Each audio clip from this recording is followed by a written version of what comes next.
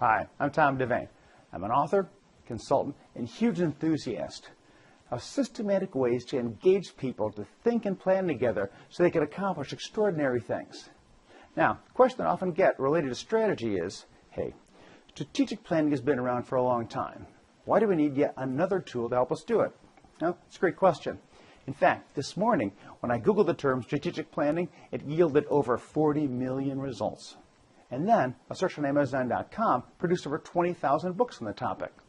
That means that if a person read a book a week on the topic, it would take her over 384 years to get through them all. So there's plenty of resources out there, no doubt. But what I see today's busy leaders looking for is a way to separate the extraordinary from the mediocre, from the tantalizing tripe on bookshelves.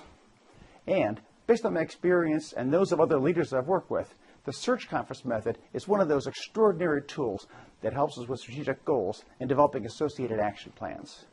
Compared to traditional planning methods, the search conference method produces higher quality goals in a shorter period of time that are much more likely to be implemented. This method has been used to develop strategic goals and associated action plans in selected high-performance organizations over the past 50 years.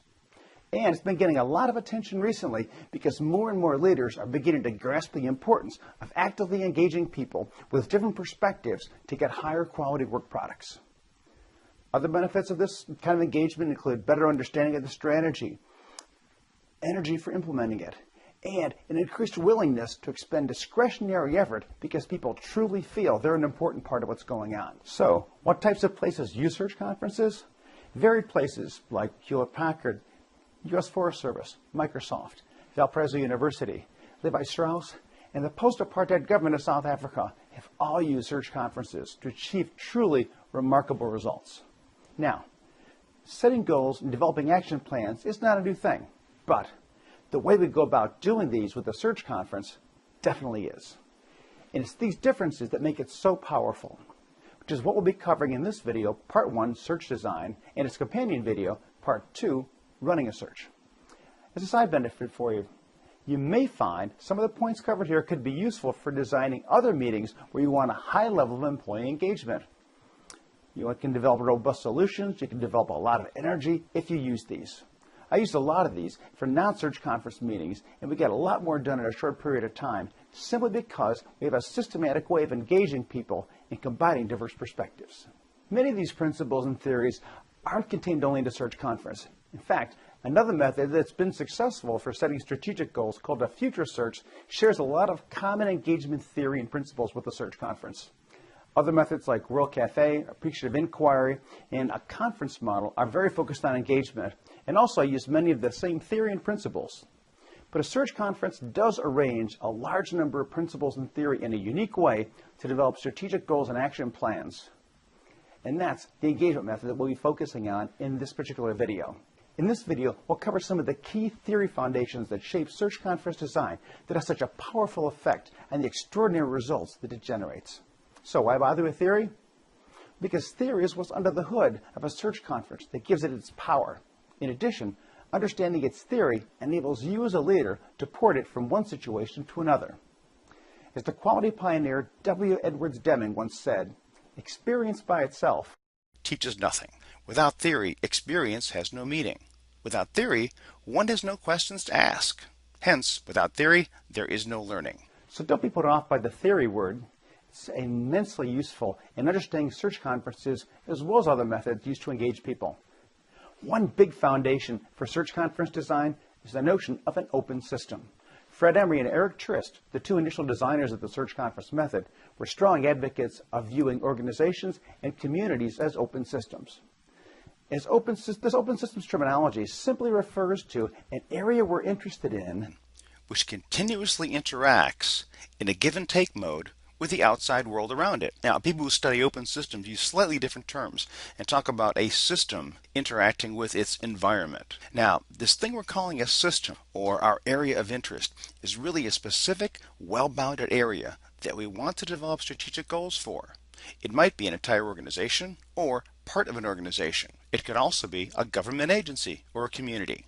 It could even be a coalition of organizations with very different business models within an industry where they're facing a common challenge. As an example, Hospitals, insurers, outpatient clinics, doctors' offices, and pharmacies might come together to address upcoming healthcare challenges of declining reimbursements and escalating costs. The key points around this open systems concept from a search conference perspective are that 1. We need to efficiently extract information from the world outside our area of interest. And 2. We should be audacious enough to assume that we can boldly affect the world outside our area and develop goals and action plans to do so. The search conference method, by design, satisfies both of these. The second big picture theory element is get the right people in the room to collectively think and plan together. Make sure all the relevant, diverse, critical perspectives are there that are related to the topic at hand. Make sure that in the session there's power to make decisions during the search conference and power to make things happen after the conference. Now, the decision about who needs to be in the room is one of the key tasks done by a smaller design team that meets prior to the actual search conference. We're going to address those guys in a later video. Of course, if you have the right people, for a complex situation, a lot of different perspectives in a search conference, that's great. But it also means that everyone's not going to agree on everything, which brings us to our third big picture theory element, which is that we want people to identify and expand their common ground. Now, all the people in the search conference won't agree on everything that's brought up. They can certainly agree on areas of common interest and move forward together from there. For areas where there could be a lot of potential conflict, here's what we typically tell participants beforehand. Hey, you may not get everything you want, and you may not agree on all strategy points, but during the conference, take the opportunity to place common interests above special interests. If you're coming in with the attitude to seek out common ground, and maybe even give a little to get a lot, you'll be surprised at the positive outcomes that come out of the conference for you. As an example, Levi Strauss in Canada was featured a while back on CNBC for its innovative management practices. One very different thing they did was have management and their union in the room together for a search conference. Now, there they forged a genuine partnership to go forward and co-create the future. But not all conflicts are of the magnitude of union versus management perspective. Within a company, there might be the marketing, engineering, research, and manufacturing groups all having different perspectives on where the company should be placing its emphasis over the next few years. A search conference helps them find common ground, expand on it, and then set the goals that everyone agrees to those goals. And then they have the energy to implement them beyond the conference. A fourth big element that I see come into play is from the pioneer in social, organizational, and applied psychology that I mentioned earlier, Kurt Devane. He said that behavior is really a function of two factors: that person and the situation that person is in. So, of course, we all have some natural tendencies, but a situation can alter these. We can see the power of this in a negative context when we reflect upon the Stanford prison experiment conducted years ago by Philip Zimbardo, where the subjects who were randomly assigned roles of prison guard quickly took on a very authoritarian persona and resorted to physical punishment, refusing those in the role of prisoner to use the bathroom sometimes, and forcing some prisoners to go nude as a method of degradation. It's no wonder Zimbardo was brought in to provide expert testimony to help explain the prisoner abuse at Abu Ghraib. And remember that eye-opening Yale psychologist Stanley Milgram in his experiment, where a subject who was deemed the teacher would increase the shock voltage administered to a student if the student, who was an actor who wasn't really shocked, didn't answer a series of questions correctly. And the fact that 65% of the participants administered the maximum shock of 450 volts, even though in one version of the experiment, some teachers were warned that the student had a heart condition. Situations are indeed powerful shapers of behavior.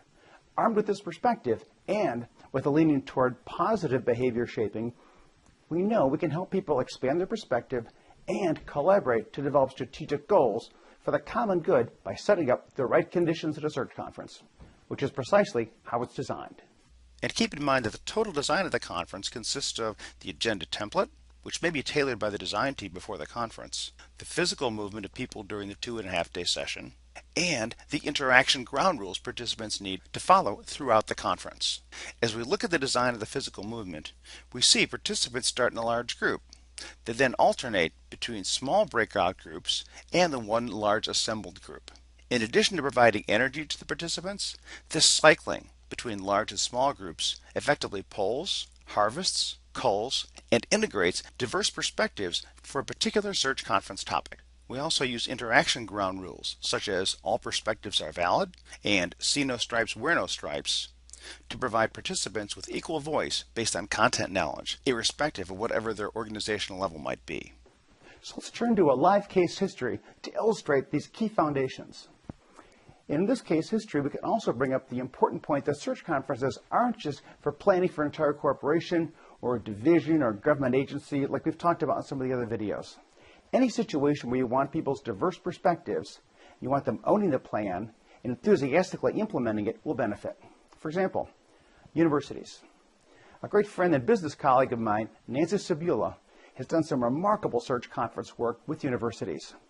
As with corporate leaders, the method appeals to innovative university leaders who are seeking to integrate the best ideas from diverse groups who may even have wildly different opinions about how to move forward for the future. The search conference that Nancy and I worked on together was at Valparaiso University. Starting off, the university was acknowledged to be an open system that needed information and that sought to influence the world around it. Next, the right people were invited into the room. The invitation list included students, faculty, university administrators, alums, nearby communities, and a variety of other outside stakeholders.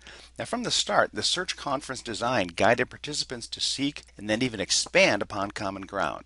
After the conference, the university president said it provided very important insights that they could not have gained had they not drawn together that diverse group.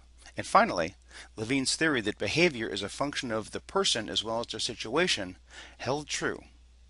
The structure of the session helped people become increasingly energized and creative toward their common ground areas. We can appreciate the next two important design theory elements by looking at the early activities of a search conference. After covering administrative items and ground rules, we start with all the participants in one room with a kickoff task that acknowledges the validity of what they've seen, thought, and felt related to the search conference theme. Participants chime in with their responses to a question posed like, what trends and patterns do we need to take notice of related to the search conference theme?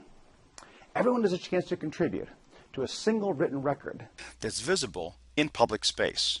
It's of course likely that there'll be differing perspectives, some that even conflict. That's fine.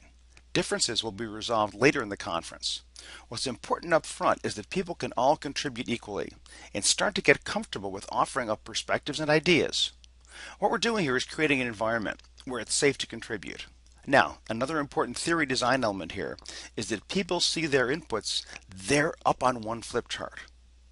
They also typically start to see that they have more in common with other participants than they'd initially thought. For you research buffs, this theory comes from the researcher Solomon Asch. Setting up early tasks this way makes it easier for people to participate and then have productive disagreements later in the conference when they're absolutely necessary. So now let's take a look at our next theory element of our search conference design for today. In the early tasks especially, but also throughout the conference, the design enables people to identify and help make meaning out of significant events in their industry and global environment. And they also perform an important task of filtering out less important information. Let's face it. People are inundated daily with thousands of pieces of data, many of which are not important to what they're doing or trying to accomplish. But diverse groups of people, where conditions have been set up and where they feel they can talk freely, excel at this task of directly extracting what's relevant for them. Numerous psychological studies have proven this. One final guiding principle we'll cover here. You need to have the right people involved in one or two design team meetings that precede the search conference. We'll cover more about the details of the notion of a design team in another video. But for now, suffice it to say that it's important to have a cross-section of people make any necessary local customizations to the search conference flow. The design team also figures out important tactical items like what the purpose is, who should be invited, and what should be the time duration for the goals. Convening this team early on also helps build support and enthusiasm for the actual search conference and helps model the peer-to-peer behaviors that will be desired during the search conference.